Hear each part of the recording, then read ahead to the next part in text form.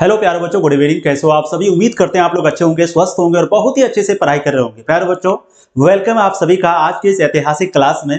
आज हम लोग 12th क्लास पॉलिटिकल साइंस यानी कि राजनीति शास्त्र के 2009 से लेकर के 2023 तक का क्वेश्चन जो है इस वीडियो में हम लोग करने वाले हैं। आप लोगों से पहले छोटी सी रिक्वेस्ट है, आज इस वीडियो को हर जगह पहुंचा दीजिए, चाहे वो स्टेटस लगाना पड़े, चाहे कोई भी ग्रुप हो, चाहे कोई टेलीग्राम ग्रुप हो, व्हाट्सएप ग्रुप हो, कहीं भी हो, कोई भी स्टूडेंट हो, उनको ये वीडियो पहुंचाइए। क्योंकि अगर आप इस वीडियो को अंत तक देख लेते हैं, पूरे 2009 से लेकर के 2023 तक का सभी क्वेश्चन को कर लेते हैं, तो प्यारे बच्चों यकीन मानिए आपके एग्जाम में लगभग 50-60% क्वेश्चन यहीं से देखने को मिलेगा। जी हाँ, ये 100% गारंटी है। हम लोग क्या करेंगे, थोड़ा पहले ध्यान से आप चीजों को सुनिए, तभी जो है क्लास को शुरू करेंगे। प्यारे बच्चों, जैसे आप सबको पता है, हम लोग सबसे पहले आपको 2009 का क्वेश्चन करवाएंगे, फिर 2010 का, फिर 2011 का, फिर 2012 का, फिर ऐसे ऐसे करते 2023 तक का क्वेश्चन करवाएंगे। अब ध्यान से सुनो, 2009 में जितना क्वेश्चन पूछा गया है, जब 2010 का करेंगे तो ये अंदाजा होगा कि हाँ 2010 में 2009 का कितना क्वेश्चन रिपीट हुआ। जब 2012 का करेंगे तो हम लोग को एक अंदाजा होगा कि देखते हैं 2009, 2010, 2011 का कितना क्वेश्चन 2012 में आया। इससे आपको ये आइडिया होगा। तो पहले 2009, 10, 11, 12, 13 करके 23 तक करेंगे। ठीक है, अब देखिए क्वेश्चन की जो संख्या है वो बहुत ज्यादा है, लगभग यूं कहें तो 800 से ज्यादा क्वेश्चन आपका पॉलिटिकल साइंस में है। एंड आपको बता दें ये सभी क्वेश्चन बहुत इंपॉर्टेंट है, क्योंकि प्यारे बच्चों आपका जो पॉलिटिकल साइंस जो सब्जेक्ट है ना, ये थोड़ा सा आपके एग्जाम में आजकल थोड़ा टफ पूछा जाता है। आप लोग बोलते भी कि सर पॉलिटिकल साइंस बहुत हार्ड है, समझ में नहीं आ रहा है। तो हम क्या करेंगे, इस वीडियो में आराम से आपको सभी क्वेश्चन को करवाते हुए जाएंगे, जिससे क्या होगा कि अगर आप ये वीडियो को एग्जाम से पहले भी देख रहे हैं तो बहुत सारा क्वेश्चन आपको ये वीडियो देखने के साथ ही याद हो जाए। आराम से डिटेल में बताते हुए चलेंगे ताकि आपको बहुत सारा रिवाइज हो जाए, बहुत सारा क्वेश्चन याद हो जाए। ठीक है, और देखिए हम लोग कोशिश करते हैं, पहले तो कोशिश रहेगी कि 2009 से लेकर के 2023 तक एक ही वीडियो में समाप्त करें। अगर ये नहीं हो पाया तो हम लोग क्या करेंगे, एक पार्ट में 2009 से लेकर के 2020 तक क्वेश्चन समाप्त करेंगे। उसके बाद फिर जो दूसरा पार्ट आएगा वहां पर हम लोग 2021 से लेकर के 2023 तक का क्वेश्चन करेंगे, क्योंकि 2021 से लेकर के 23 तक का जो क्वेश्चन है वो थोड़ा सा टफ पूछा गया है पॉलिटिकल साइंस में आपके एग्जाम में। तो ध्यान से सुनिए, शुरू करते हैं प्यारे बच्चों। 2009 से पहला प्रश्न आपके समक्ष में, जो कि बहुत ही आसान और बहुत इंपॉर्टेंट क्वेश्चन पूछा गया। भारत चीन के बीच युद्ध जो है वो किस वर्ष हुआ था? हम सब जानते हैं भारत और चाइना के बीच में जो युद्ध है वो हुआ था 1962 में। राइट आंसर आपका डी हो जाएगा। बहुत बढ़िया। भारत और चाइना के बीच में पंचशील समझौता कब हुआ था? पंचशील समझौता, यह क्वेश्चन आपको पूछा जाता है, कई बार पूछा भी गया है कि बताइए भारत और चाइना के बीच में पंचशील समझौता कब हुआ? तो प्यारे बच्चों 1954 में। ये दो क्वेश्चन आपका बनता है। तो 1954 में भारत और चाइना के बीच में पंचशील समझौता हुआ और 1962 में चाइना ने भारत पर हमला किया। तो राइट आंसर डी हो जाएगा यहां पर फर्स्ट नंबर क्वेश्चन का। नेक्स्ट क्वेश्चन देखिए, क्वेश्चन नंबर 2, जवाहरलाल नेहरू का देहांत कब हुआ था? अब देखिए हम लोग ये तो जानते हैं कि 1964 को हुआ था, लेकिन आप लोग को डेट बताना है कि 27 मई 1964 या 30 मई 1964। चलिए, बिल्कुल सेकंड का राइट आंसर आपका हो जाएगा 27 मई 1964 को। ऑप्शन ए बिल्कुल सही हो जाएगा सेकंड नंबर प्रश्न का। बहुत बढ़िया।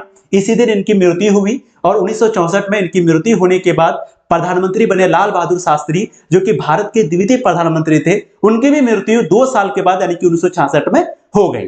तो पहले प्रधानमंत्री जवाहरलाल नेहरू, दूसरे प्रधानमंत्री लाल बहादुर शास्त्री, जिन्होंने जय जवान जय किसान का नारा दिया।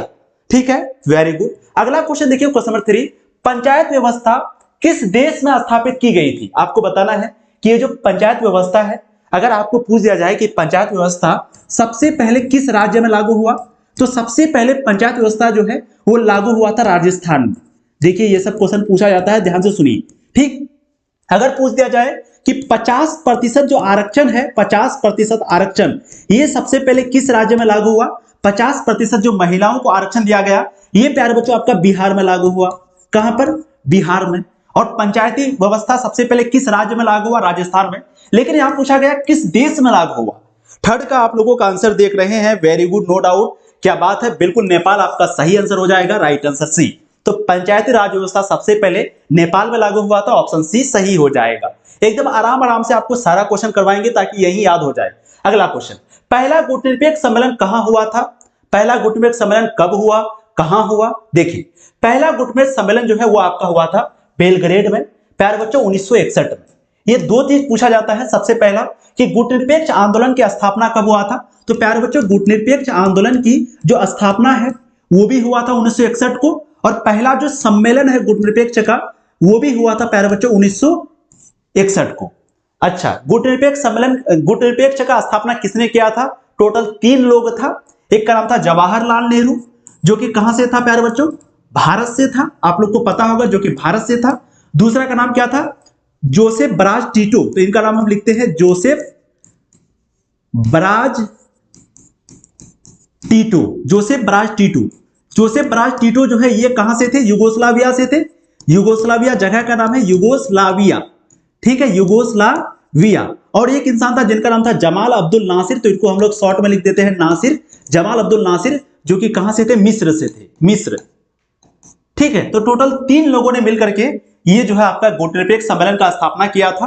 तो अगर पूछा जाए गुटनिरपेक्ष आंदोलन का स्थापना किसने किया, तो याद रखिएगा जवाहरलाल नेहरू, जोसेफ बराज टीटो, उसके बाद जमाल अब्दुल नासिर जो कि आपका मिस्र से था, जोसेफ बराज टीटो युगोस्लाविया से था, और जवाहरलाल नेहरू भारत से था। इन तीनों ने मिलकर के 1961 में प्यारे बच्चों स्थापना किया था गुटनिरपेक्ष सम्मेलन का। और पहली बार जो सम्मेलन है वो हुआ था बेलग्रेड में। स्थापना भी 1961 में हुआ था और सम्मेलन भी 1961 में हुआ था। कहां पर? बेलग्रेड में। याद रहेगा आप लोगों को, वेरी गुड, याद रखिएगा। ये तीनों क्वेश्चन बार बार पूछा गया है, इसलिए हम यहां पर लिख रहे हैं, राइट आंसर बी हो जाएगा। अगला देखिए क्वेश्चन नंबर 5, भारत ने लंबे संघर्ष के बाद स्वतंत्रता पाई, यानी कि हम लोगों को आजादी कब मिला, तो हम लोग जानते हैं 15 अगस्त 1947 के बाद, मतलब 15 अगस्त 1947 को हम लोगों को आजादी मिली। राइट आंसर ऑप्शन ए हो जाएगा। अगला देखिए क्वेश्चन नंबर 6, सोवियत संघ का विघटन कब हुआ था? सोवियत संघ कब टूट गया? आपको पता है सोवियत संघ के बारे में प्यारे बच्चों, 1945 में एक युद्ध शुरू हुई थी जिसका नाम है शीत युद्ध, और ये युद्ध जो है वो चला 1991 तक। और 1991 में एक घटना हुई प्यारे बच्चों, वो घटना का नाम है सोवियत संघ का विघटन, यानी कि सोवियत संघ टूट गया। टूट करके टोटल कितना देश बना? टूट कर टोटल 15 देश बना, ठीक है। और सोवियत संघ जैसे ही टूटा उसके बाद ये टोटल 15 देश बन गया टूट करके, और ये टूटा कब था? 1991 में। लेकिन डेट याद रखिएगा 25 दिसंबर 1991 है ना, तो राइट आंसर आपका ऑप्शन ए हो जाएगा। 25 दिसंबर 1991 को आपका जो है सोवियत संघ टूट गया था।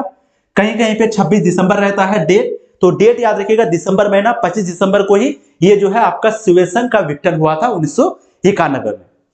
तभी जो है शीत युद्ध भी समाप्त हो गई और सोवियत संघ का भी विघटन हो गया। टोटल 15 देश बना टूट करके, सोवियत संघ टूट करके 15 देश बना। सबसे मुख्य देश कौन सा है? रूस। याद रहेगा आप लोग को, वेरी गुड। अगला क्वेश्चन देखिए क्वेश्चन नंबर 7, सुरक्षा परिषद के अस्थायी सदस्यों की संख्या कितनी है? अब हम सब जानते हैं सुरक्षा परिषद में टोटल जो सदस्य है वो कितने होते हैं? 15। याद रखिए सुरक्षा परिषद में टोटल सदस्य की संख्या 15 है। 15 में जो 5 है प्यारे बच्चों वो आपका अस्थाई है, 5 आपका अस्थाई सदस्य है, और जो 10 है आपका वो है अस्थाई। अस्थाई का मतलब होता है टेम्पररी, अस्थाई का मतलब टेम्पररी, यानी कि इसको सिर्फ 2 साल के लिए चुना जाता है, ठीक है। और ये जो अस्थाई सदस्य है ये है परमानेंट। अस्थाई का मतलब परमानेंट, यानी कि हमेशा के लिए। देश का नाम भी पूछा जाता है, कौन कौन सा देश है अस्थाई सदस्य सुरक्षा परिषद का? अस्थाई सदस्यों की संख्या कितने हैं? 5 है।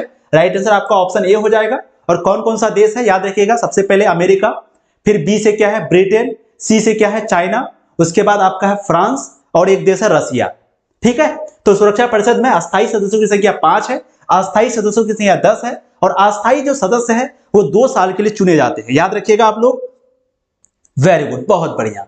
अगला क्वेश्चन देखिए, यूरोपीय आर्थिक समुदाय की स्थापना कब हुई थी? यहां पर बात हो रही है यूरोपीय आर्थिक समुदाय। ये क्वेश्चन पर भी कंफ्यूज होता है, ये क्वेश्चन आपको 2022-23 में भी पूछा गया है। ध्यान से सुनो, देखो यूरोपीय आर्थिक समुदाय ये होता है यूरोपीय संघ। ये क्या होता है? यूरोपीय संघ।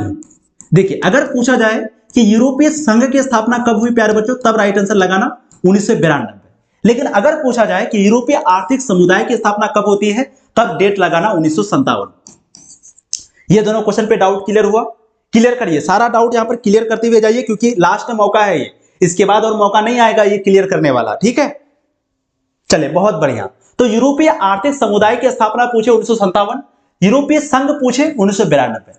यूरोपीय संघ क्या है आपको पता है, 1991 में सोवियत संघ का विघटन हुआ, उनके बाद सोवियत संघ खत्म हो गया।